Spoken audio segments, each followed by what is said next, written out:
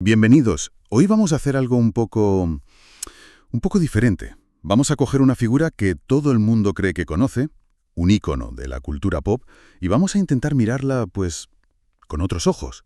Hablamos, claro, de Yoda. La idea es quitar toda esa capa de ciencia ficción, ¿no?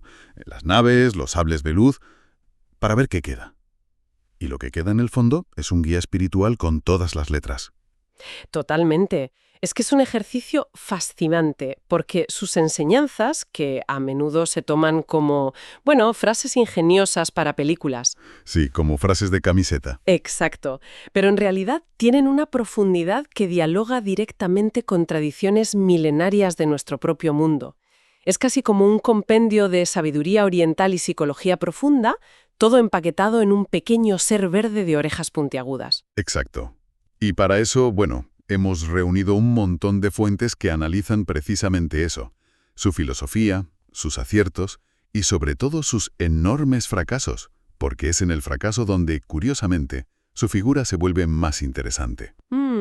Así que la misión de hoy es esa, analizar el camino de Yoda no como una historia de fantasía, sino como un mapa de la búsqueda espiritual. Un mapa que nos va a llevar desde su concepto de la fuerza, como un flujo universal, hasta su diagnóstico, que es casi clínico, de cómo nace el lado oscuro en nuestro interior. Pasaremos por su exilio, que es mucho más que una simple retirada, y terminaremos con su legado final, que es una lección sobre cómo soltarlo todo.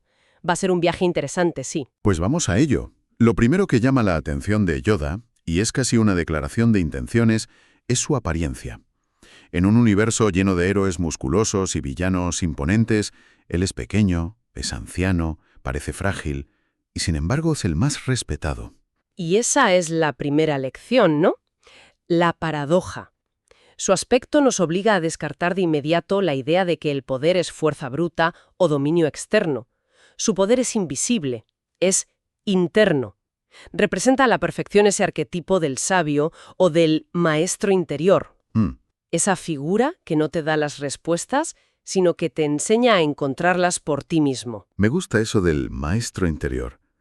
Y su forma de hablar, esa sintaxis invertida tan famosa, siempre pensé que era un simple rasgo de personaje para hacerlo memorable, ¿sabes? Bueno, al principio puede parecerlo, pero las fuentes sugieren que es una herramienta pedagógica muy inteligente.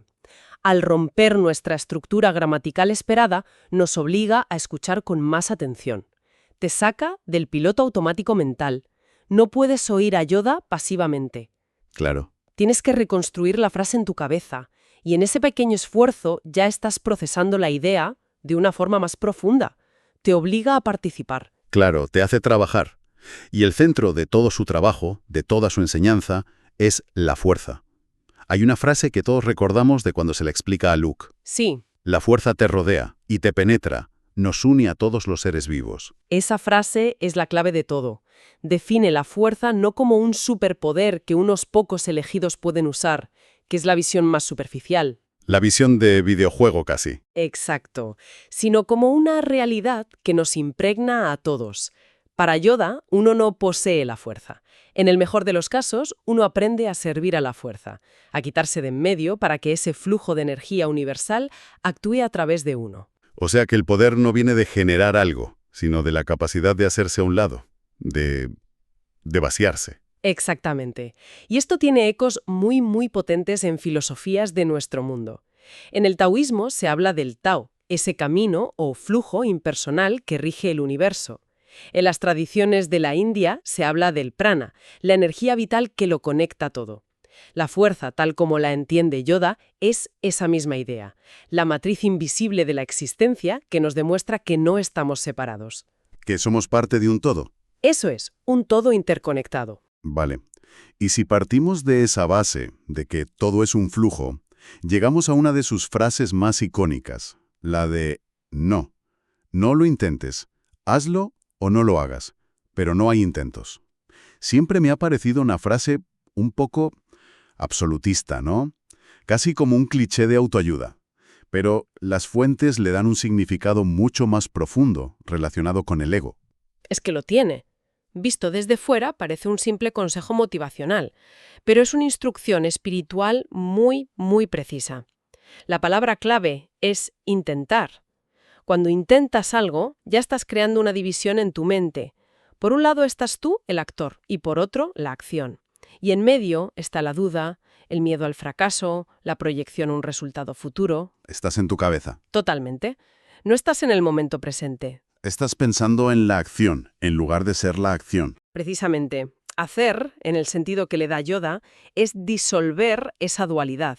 Es la entrega total al momento, una acción pura en la que el yo, el ego, desaparece. Es lo que en algunas tradiciones se llama la acción sin ego. No actúas para obtener un resultado, sino porque la acción en sí misma es lo correcto en ese instante. Como un arquero zen, ¿no? Que no se enfoca en dar en la diana, sino en la perfección del disparo en sí. Es la analogía perfecta. Si el disparo es perfecto, la flecha dará en la diana como una consecuencia, no como el objetivo. Exacto. El intento está lleno de ego, de tensión. El hacer es un estado de flujo, de alineación total con la fuerza. Es pasar del ego, que quiere controlar el resultado, al ser que simplemente confía en el proceso. Es una lección, de las más difíciles, pero también de las más liberadoras. De acuerdo, entiendo el concepto de hacer como esa entrega, pero eso describe el ideal.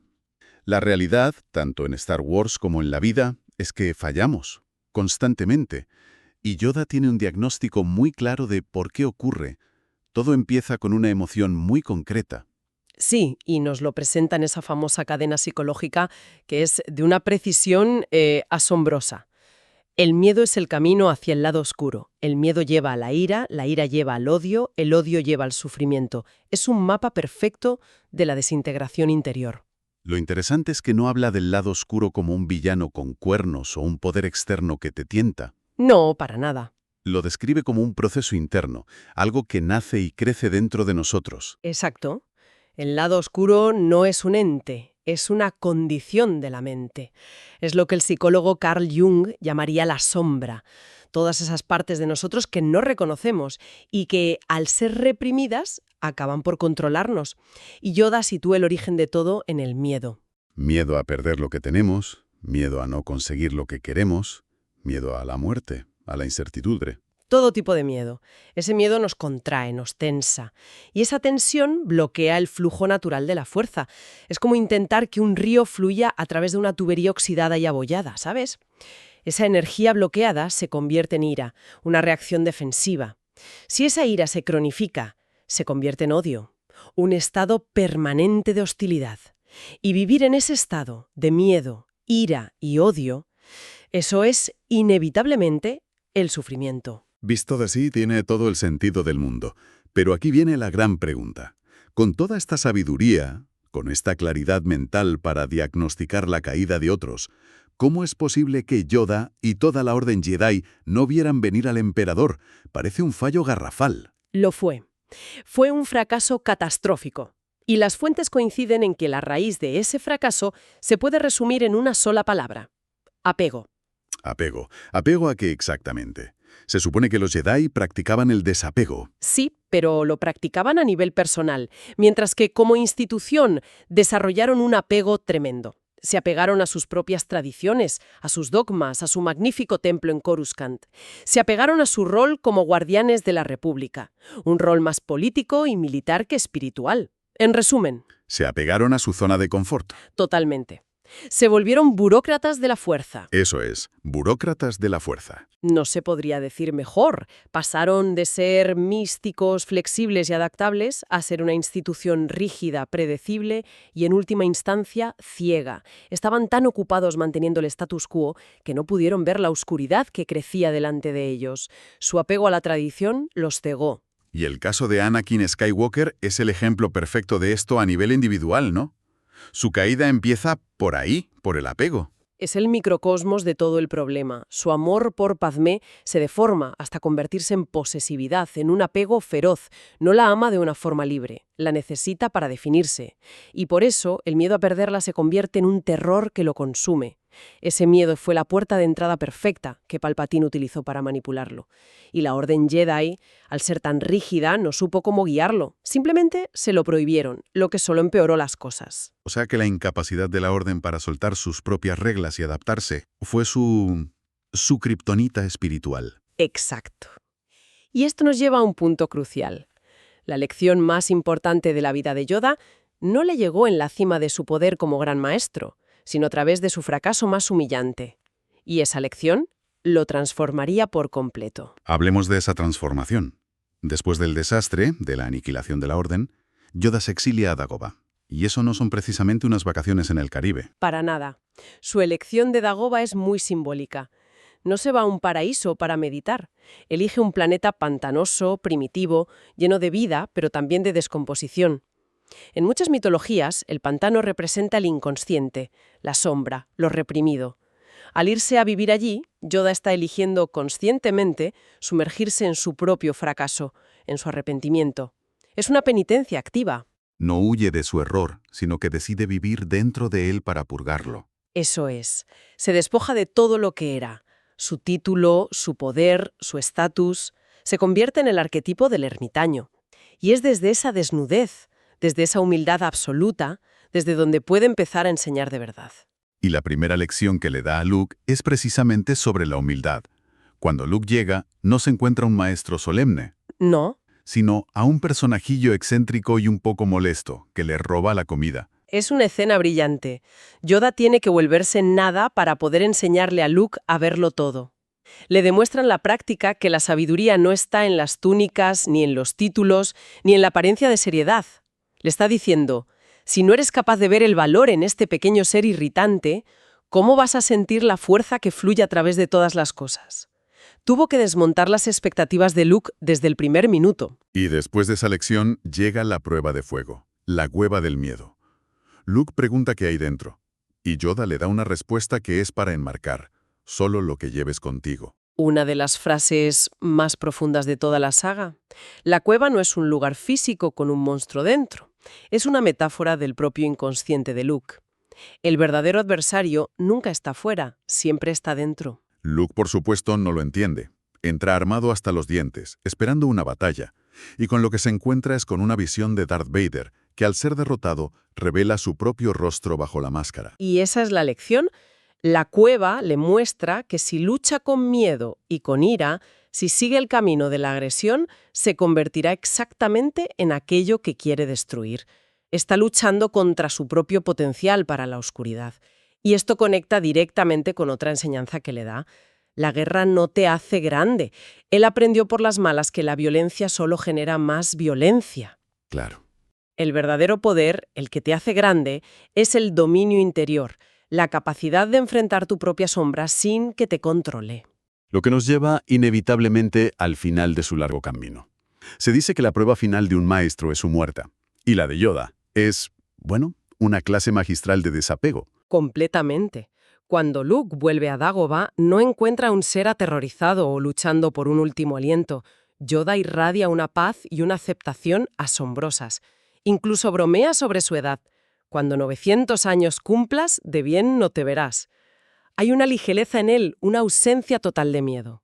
Él no ve la muerte como un final trágico, sino como algo más. La ve como una liberación. Entiende que el cuerpo físico es solo una cáscara, un vehículo temporal. La muerte es el momento en que abandona esa cáscara para unirse por completo al océano de la fuerza. Esa es la verdadera inmortalidad. El hecho de que su cuerpo se desvanezca es la prueba visual de que su identidad no residía en la materia, sino en el espíritu. Ha soltado el último de los apegos, el apego a la propia vida. Y justo antes de irse, le da a Luke su último consejo que quizás sea el más importante de todos. Sin duda, no le dice, ahora ve y reconstruye la Orden Jedi exactamente como era, con su templo y sus reglas. Le dice, transmite lo que has aprendido y sobre todo reconoce los fallos del pasado. Es un acto de una humildad tremenda. El viejo maestro admite que su modelo no era perfecto, que su dogma los llevó al fracaso y libera a su alumno para que encuentre su propio camino. Para que supere al maestro. Exacto. Un verdadero maestro no quiere crear un clon de sí mismo. Claro. Su objetivo final es empoderar al estudiante para que vaya más allá, para que evolucione. Yoda libera a Luke de la carga de la tradición. Es el acto final de soltar el control. Entonces, si miramos el cuadro completo, el viaje de Yoda es increíble. Pasa de ser el líder de la institución más poderosa de la galaxia a un ermitaño solitario en un pantano. Es una alegoría brutal de la búsqueda de la verdad. Una que nos enseña que la iluminación no se encuentra en el poder, en los títulos o en la victoria, sino en la capacidad de soltar, de aceptar el fracaso, de integrar la propia sombra y, finalmente, de liberarse de uno mismo. Su legado al final parece reducirse a unas cuantas ideas muy simples, pero increíblemente difíciles de aplicar, ¿no? Vive en el ahora, actúa sin esperar nada a cambio y recuerda que no eres el centro del universo, sino una pequeña parte de un flujo cósmico inmenso. Un mensaje simple y universal, la sabiduría de un maestro de 900 años destilada para que cualquiera pueda entenderla, aunque tarde toda una vida en poder aplicarla. Y con eso cerramos nuestro análisis. Pero como siempre nos gusta dejar una última reflexión en el aire. Después de explorar todo este camino, la pregunta parece inevitable. ¿Qué apegos, qué tradiciones personales o qué miedos nos impiden en nuestra propia vida sentir ese flujo de la fuerza? Y la respuesta, como el maestro ya nos enseñó, es simple. No se trata de intentar encontrarla. Se trata de hacer el silencio necesario para escucharla. Gracias por llegar hasta aquí y por regalarte este momento. Si algo de lo que escuchaste hoy resonó contigo, permite que siga trabajando en silencio dentro de ti. Recuerda que el verdadero aprendizaje no termina cuando el vídeo acaba, sino cuando lo llevas a tu vida diaria. Si este contenido te aportó valor, te invito a suscribirte, compartirlo y acompañarnos en este camino de reflexión y crecimiento. Hasta el próximo encuentro.